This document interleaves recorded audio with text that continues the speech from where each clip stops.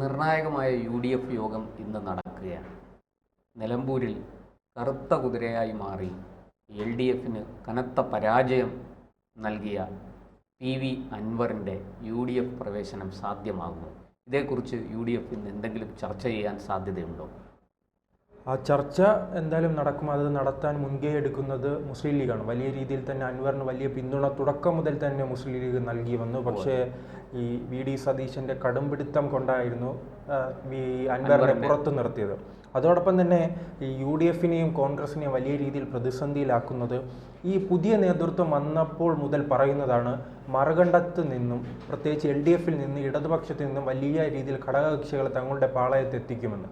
പക്ഷെ അത് പറച്ചിൽ മാത്രമായി ചുരുങ്ങുകയാണ്. കാരണം ആ പുതിയ നേതൃത്വം വന്നതിന് ശേഷം തന്നെ ഇപ്പോൾ 2 മാസത്തിലധികമാകുന്നു. അവർ അന്നു മുതൽ പറയുകയാണ് ചർച്ച നടക്കുകയാണെന്ന്.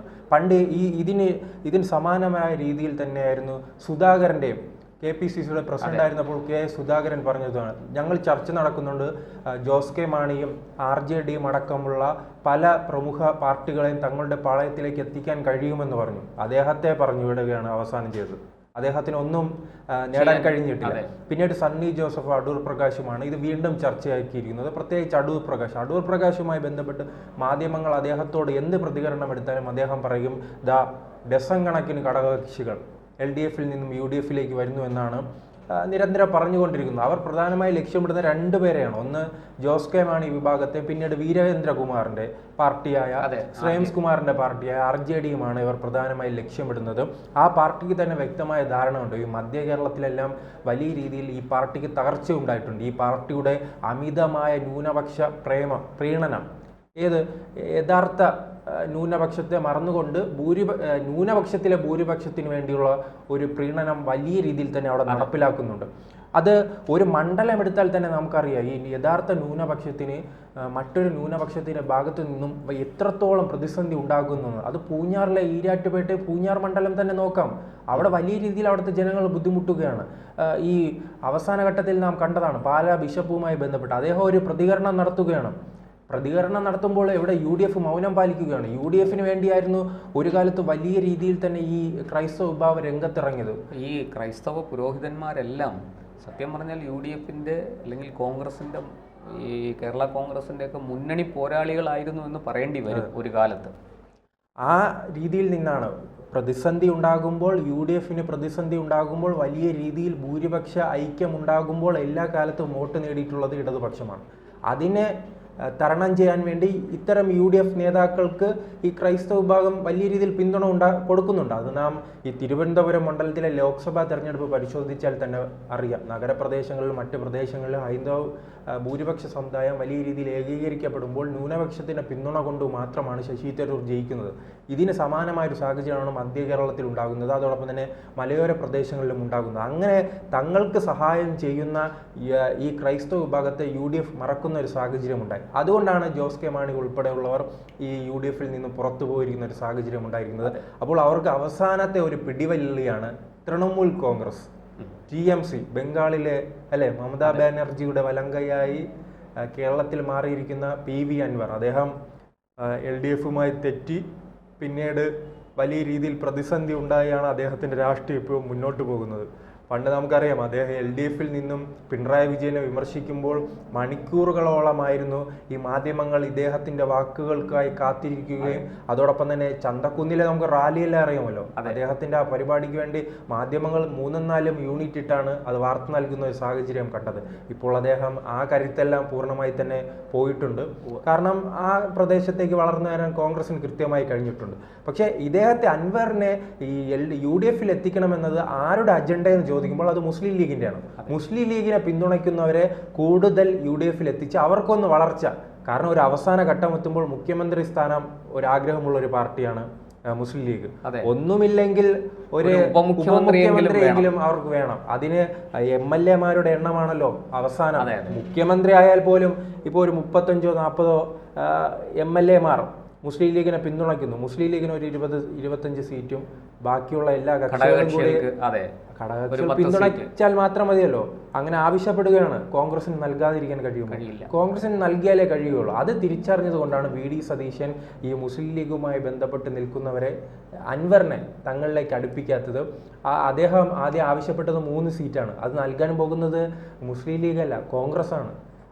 കോൺഗ്രസിന് തന്നെ അറിയാം മുസ്ലിം ലീഗ് വരുന്ന തെരഞ്ഞെടുപ്പിൽ കൂടുതൽ സീറ്റ് ആവശ്യപ്പെടുമെന്ന്. ആ രീതിയിൽ വലിയ നഷ്ടമായിരിക്കും കോൺഗ്രസിന് വരുന്ന തെരഞ്ഞെടുപ്പിൽ ഉണ്ടാകാൻ പോകുന്നത്. സ്വന്തം സീറ്റുകൾ മറ്റ് ഘടകകക്ഷികൾക്ക് വേണ്ടി അടിയറ വയ്ക്കേണ്ടി വരുന്ന ഒരു സാഹചര്യമുണ്ട്. RSPയും കൊല്ലത്ത് ചോദിക്കുകയാണ് കൂടുതൽ സീറ്റ്. ആ രീതിയിൽ വലിയ പ്രതിസന്ധി ഉണ്ടാകുന്ന ഒരു അവസ്ഥയുണ്ട്. അതിനിടയിലാണ് എന്തായാലും ഇന്ന് UDFന്റെ യോഗം ചേരുന്നത്. ആ UDFന്റെ യോഗത്തിൽ മുസ്ലിം ലീഗ് അൻവറിന്റെ UDF പ്രവേശനവുമായി ബന്ധപ്പെട്ട വിഷയം ചർച്ചയ്ക്ക് എടുക്കുമെന്നാണ് പറയുന്നത്. പക്ഷെ മുസ്ലിം ലീഗിന് മാത്രമല്ല താല്പര്യമുള്ളത്, KC വേണുഗോപാലിനും അൻവറിനെ തങ്ങളുടെ പാളയത്തിലേക്ക് എത്തിക്കണമെന്നൊരു താല്പര്യമുണ്ട്. ആ താല്പര്യത്തിന് കാരണം പിണറായിക്കെതിരെ നിരന്തരം സംസാരിക്കാൻ PV അൻവറിന് കഴിയുന്നുണ്ട് എന്നതാണ്. ഈ നേതാക്കൾക്കൊന്നും സംസാരിക്കൽ മാത്രമല്ല, ഇടതുപക്ഷത്തെ അങ്ങേയറ്റം പ്രതിരോധത്തിലാക്കാനും അവരെ സമ്മർദ്ദത്തിലാക്കാനും അൻവറിന് കഴിയുന്നുണ്ട്. അതിൽ നിലമ്പൂരിൽ അൻവർ അത് തെളിയിച്ചതാണ്. ഏതാണ്ട് 20,000-നടുത്ത് വോട്ട് നേടി ചരിത്രത്തിലില്ലാത്ത പ്രതിസന്ധിയാണ് LDFന് അൻവർ സമ്മാനിച്ചത്.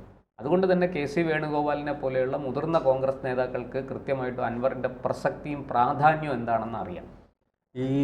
നാം ഈ 2021 മുതൽ ഈ 24-25 കാലഘട്ടം പരിശോധിക്കുകയാണെങ്കിൽ പ്രതിപക്ഷമുണ്ടോ എന്ന് തന്നെ സംശയമാണ്. വലിയ രീതിയിൽ സമരങ്ങളൊന്നും നാം കണ്ടിട്ടില്ല. ഒരു അഴിമതി കഥകളൊന്നും പുറത്തു വന്നിട്ടില്ല. മറിച്ച് 2016 മുതൽ 21 വരെയുള്ള കാലഘട്ടം നോക്കൂ. രമേശ് ചെന്നിത്തല നിരന്തരം ഇത്തരം അഴിമതി കഥകൾ പുറത്തു കൊണ്ടുവരികയാണ്. അതുമായി ബന്ധപ്പെട്ട സമരങ്ങൾ നടക്കുകയാണ്. പക്ഷേ ഇപ്പോൾ UDFൽ പിണറായിക്കെതിരെ സംസാരിക്കാൻ കഴിയുന്ന ഒരു നേതാവില്ല. അതാണ് കോൺഗ്രസിന്റെ ഏറ്റവും വലിയ പ്രതിസന്ധി. രമേശ് ചെന്നിത്തല നിരന്തരം ഒരു അഴിമതി കഥയെങ്കിലും പുറത്തു കൊണ്ടുവരുമായിരുന്നു. VD സതീശൻ സംഘടനാപരമായി മാത്രമാണ് ശ്രദ്ധിക്കുന്നത്. ഈ പ്രതിപക്ഷത്തെ രാഷ്ട്രീയമായിട്ട് അദ്ദേഹത്തിന് ഈ പിണറായിയെയും സമ്മർദ്ദത്തിലാക്കാൻ സാധിക്കുന്നില്ല.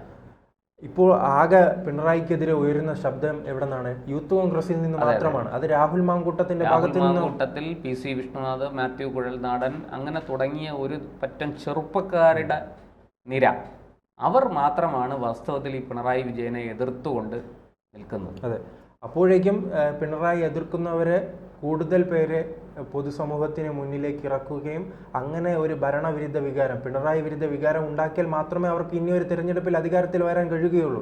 അതുകൊണ്ടാണ് അൻവറിനെ ഉൾപ്പെടെ തങ്ങളുടെ പാളയത്തിലേക്ക് എത്തിക്കണമെന്ന് KC വേണുഗോപാൽ അടക്കമുള്ള മുസ്ലിം ലീഗ് അടക്കമുള്ള നേതാക്കൾ സ്വപ്നം കാണുന്നത്. അതെന്തായാലും അദ്ദേഹവും തയ്യാറാണ്. പക്ഷെ VD സതീശന്റെ ഈ കടുംപിടുത്തം കൊണ്ടാണ്. പക്ഷെ അത് ഒരു പരിധിവരെ നല്ലതാണ്. കോൺഗ്രസ് തിരിച്ചറിയുന്നുണ്ട്, VD സതീശൻ തിരിച്ചറിയുന്നുണ്ട്. കാരണം ഇത് കോൺഗ്രസിനെതിരെയുള്ള ഏറ്റവും വലിയ ആക്ഷേപം കോൺഗ്രസ് നഗ്നമായ മുസ്ലിം പ്രീണനം നടത്തുന്നു എന്നാണ്. അത് കോൺഗ്രസിൻ്റെ എതിരാളികൾ വളരെ സമർത്ഥമായിട്ട് ഉപയോഗിക്കുന്നുണ്ട്. CPM ആകട്ടെ BJP ആകട്ടെ. അതുകൊണ്ട് തന്നെ ആ ചീത്തപ്പേരൊന്നും മാറ്റാൻ കോൺഗ്രസ് കിണഞ്ഞ് പരിശ്രമിക്കുന്നുണ്ട്. അതിൻ്റെ ഭാഗമാണ് VD സതീശൻ നിലപാട് കടുപ്പിക്കുന്നത്. അദ്ദേഹം അത് തിരിച്ചറിയുക തന്നെ ചെയ്യും. കാരണം മലബാർ മേഖലയിലും ഇങ്ങ് തെക്കൻ കേരളത്തിലെ ഹൈന്ദവ സമൂഹമാണ് ആര് വിജയിക്കണമെന്ന് തീരുമാനിക്കുന്നത്. മധ്യ കേരളത്തിലേക്ക് വരുമ്പോൾ അത് ഹൈന്ദവ ക്രൈസ്തവ വിഭാഗമാണ്. മലബാർ മേഖലയിലെ ചില മണ്ഡലങ്ങൾ എന്ന് പറയുമ്പോൾ 30-ലധികം മണ്ഡലങ്ങളുണ്ട്.